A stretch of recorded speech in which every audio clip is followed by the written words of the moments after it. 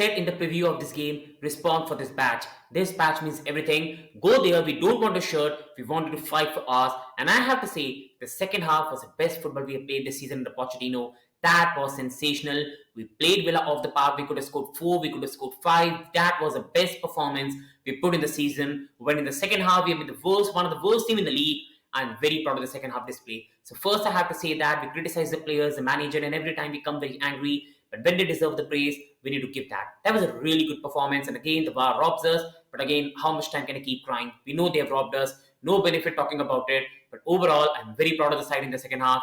And we need to continue it. We still have a chance for Europa League qualification. And we need to continue it. But as always, as I do on my channel, we talk about 5 things we learned in this game, what I learned in this game. So please, people, like, subscribe, comment. And the biggest thing I want from you is to comment your 5 things learned so we can share and understand where our differences is, what we learn, what you learn. Because this is the football community and this is about difference of opinion and having a respect and love for each other. So first of all, coming to first thing that I learned in this game, and it's a Caicedo Gallagher pivot I've been talking about. See, I've already said that under a more structured manager who plays better possession-based football, like even a Graham Potter, I think Enzo Caicedo can work very well together with Lavia and even together. But I think in the Pochettino basketball system he plays, I think Enzo and Caicedo don't really gel well together. They need a Lavia together, and Caicedo Gallagher pivot works much better together because of the characteristics they've got. Pochettino, even in days at Tottenham, he used to have ball carrier Dembele. He used to have defensive midfielder in Wanyama and sometimes Eric Dyer. They used to have Eriksen or Dele Alli playing there. So that used to be his dynamic of midfield, energetic, creative, powerful, strong, defensively strong, big heights. And that's the way he used to play at Tottenham, playing the high basketball energy game. That's been the case with Pochettino. I think the problem is Enzo is not that much of a quick player. He's been suffering with injury as well this season, and now he's had a successful surgery. So that's good news. I think in this system, Caicedo Gallagher work really well because Caicedo plays with high energy. He's good on the ball. Gallagher really presses well and helps the system go forward. He presses, he wins the ball back, and he really tracks back, which is really important for the system. This system is not about controlling a lot of possession. This system is about winning the ball immediately, attacking more directly and with pace, and trying to get that goal. This is why Chelsea this season have conceded so many goals, because we play this system and we have no build-up and the midfield is actually empty. But that goes to the sporting directors for appointing a manager that doesn't really gel well with the squad. And I think with Caicedo Gallagher pivot worked really well. That was the best Caicedo performance ever in Chelsea shirt. He was marvellous. Winning the ball, passing was fantastic. The pass he made for the Jackson goal, which was disallowed, was marvellous. His passing was really good in the game. His hold-up play, the way he was like winning the tackles, interceptions, winning the ball high up the pitch. That's what we used to see Caicedo do at Brighton. Gallagher, first half for me was a bit poor in terms of what we expect, but the second half he was really good. He stepped up as a leader. It's not just about the goal he scored. He was really good in the half spaces. He passed the ball much better than he does. He was good in the attacking department, combined really well with madueke for 1 or 2 moves. So I think Conor Gallagher also put one cross really well, which I remember, which was missed by the team. So I think it was a very good display from the captain. The second thing that we learned in this game is a Pochettino shift to a back 3 formation, which I've been begging on this channel for a very long time. It suits us centre back. It suits our play. In the second half, Silva was in the middle, Bardashele left, Chalobah right. Then we had Cucurella tucking into midfield, and I think it worked to perfection. Defensively, we were solid. We kept Watkins quiet. We were not giving Villa a lot of chances like we did in the first half, giving 2 poor goals away. And we were much more solid in the possession. We were dominating the game. And at some point of time, we were going to get a goal. I think 3 at the back is still the best formation, especially in the build-up, we can really do. Because in our 4 formation, especially with the build-up, we are too exposed.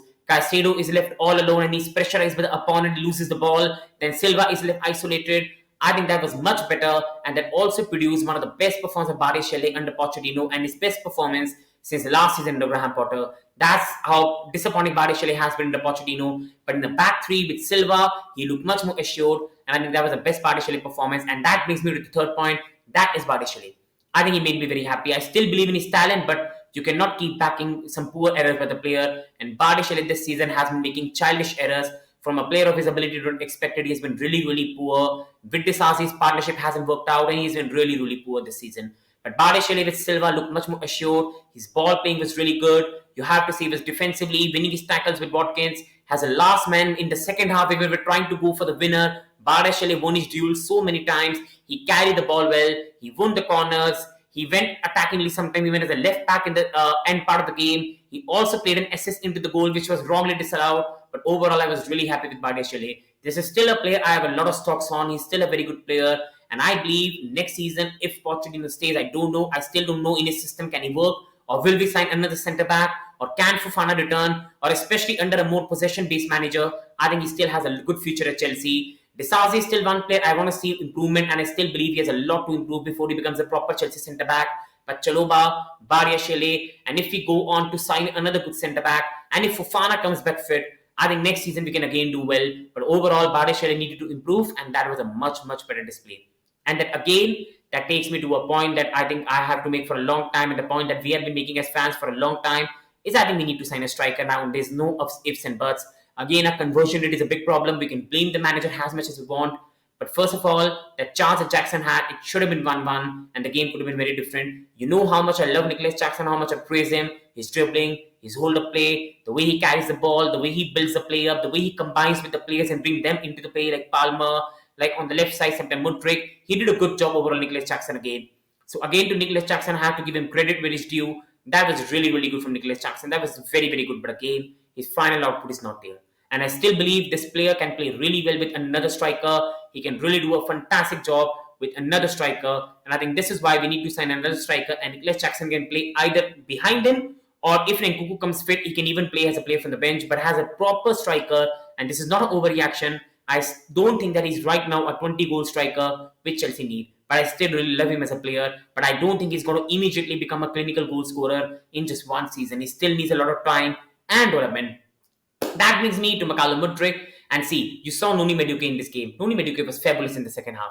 He was fabulous. And Noni Madueke, see, I'm not an overreactioner. I still think Noni Madueke has a lot to improve. I'm not going to go on one game. He's the best player in the world. He's the best and this, all that. But Noni Madueke player is much more ready than Mudryk. He's a very good one-on-one player against defenders. He dribbles well. He uses his both feet. And he's much more refined than Mudryk. Even Madueke needs a lot of development in this game. But he's much more ready than Mudryk. For Mudryk, he doesn't have the knowledge of tracking back. His shooting is some of the worst I've ever seen. And I think his overall play lacks still a lot of intelligence. I still believe in him a lot. I still believe in his talent. And I don't blame him. I blame the Chelsea board and the management. Because I think this guy has a lot of ability. His dribbling, his pace. But he's still very raw. He just came from a Ukrainian Premier League. This is the first time he's consistently playing at top level. And you suddenly cannot become a top player. Why Arsenal were trying to sign him is because he was going to be understudied to Martinelli, learn for 2 years, and then come into the side. He was never ready to be the first team starter. We brought him. Sterling was poor. He became a starter, and then he suffered from lack of confidence. I think this season we need to end with Sterling. I think Mudryk. Either we end with Mudryk, but as fans we give him time and patience. If we don't have the time and patience, rather see Sterling play who's much more experienced.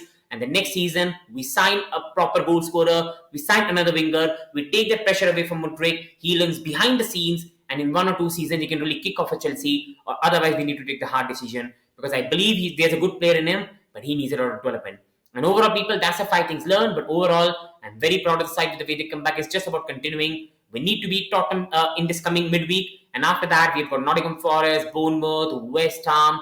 I think we still have a very good chance for Europa League qualification. Seeing how Manchester United are playing Newcastle away from home. But we need to capitalize. And for that, we need to win our game. And Tottenham could be the start of that. But if we lose to Tottenham, Europa League qualification done.